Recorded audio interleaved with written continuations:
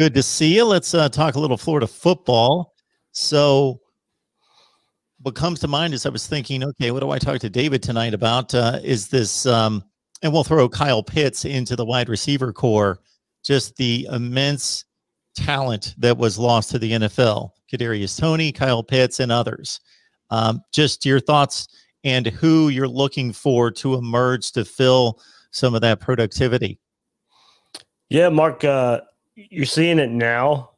It seems like every day there's a different NFL analyst kind of propping up the amazingness of what Kyle Pitts did the last couple of years and last year in particular.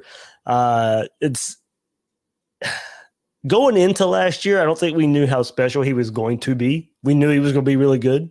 I don't think we knew. I mean, some people were saying the best non-quarterback in the draft, or putting him right behind Trevor Lawrence as the best overall prospect in the draft. And he was a mismatch. I mean, in college, of course, who do you put on him? He's too big for cornerbacks and safeties. He's too fast for linebackers and a lot of safeties, and too fast for a lot of cornerbacks out there too. We saw him stiff arm and outrun cornerbacks as well. So I don't think we knew how special Kyle Pitts was going into last year. We certainly knew how special he was from game one to his last game in the SEC championship game against Alabama, where he showed, no matter the defense, no matter if it was an Alabama defense or a Georgia defense or whatever defense you wanted to throw out there, Kyle Pitts was going to be a target. He was going to be double team, triple team, and he's still going to find ways to come down with a lot of catches and a lot of yards. So he's definitely going to be missed for this Florida offense. You go and look at the shift in offense. You don't need another Kyle Pitts in this new focus. I mean, don't get me wrong, you would take a player like Kyle Pitts, but this new run-focused offense, you don't need you're not going to be asked to throw the ball. Emory Jones, Anthony Richardson, quarterbacks, they're not going to be asked to throw the ball 40 times a game, and that's not going to be the offense. So while Kyle Pitts will be missed, his loss could be mitigated somewhat because of the style of offense and the style of changing of offense that Florida will be going through. There's no replacing him. There's just not. That's how special of a player he is, and team that up with Kadarius Toney as well at the wide receiver. Kadarius Toney is getting some first-round love now as he went through the Senior Bowl. He didn't play in the Senior Bowl game, but he went through all the practices and was by far the best receiver at the Senior Bowl practices that week. And he came on and was a player that we pointed to season after season of a playmaker, but could he ever put it together? Could he break when he was a quarterback in high school? Could he ever become a true receiver?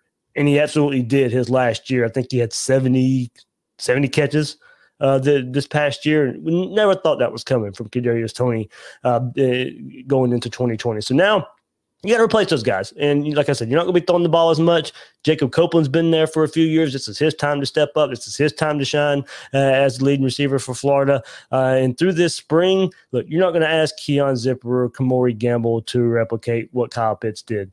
Nick Elksnis, the true freshman early enrollee, he's tight end. He's been turning heads in spring practice so far through almost 4 weeks now. So Florida's got some options at tight end, but they're not going to have another Kyle Pitts. But nobody is.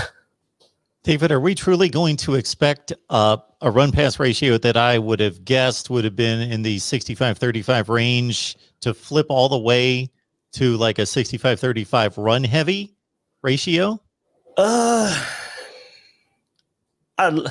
one of my biggest projects after spring football is to go and look at that as far as percentages. How much did Dan Mullen run Dak Prescott? How much did he run Nick Fitzgerald? How much did he run of Tim Tebow? I mean, Tim Tebow, there were times Tim Tebow went out there and threw the ball 35 times a game. It happened.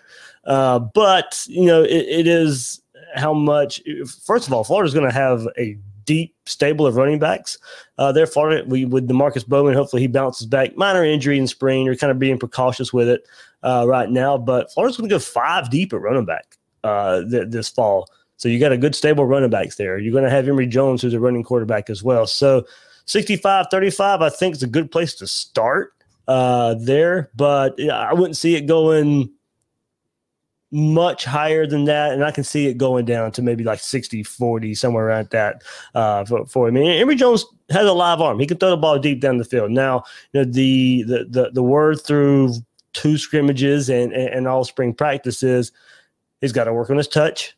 That's a big part. A lot of the time he hasn't been asked to throw a lot in ball games so far in his career, but he lasers it in there. So he's got to learn to be able to touch the ball and also maybe even trust himself a bit more, maybe a little bit of reserve, not throwing the ball down the field as much as he probably needs to, and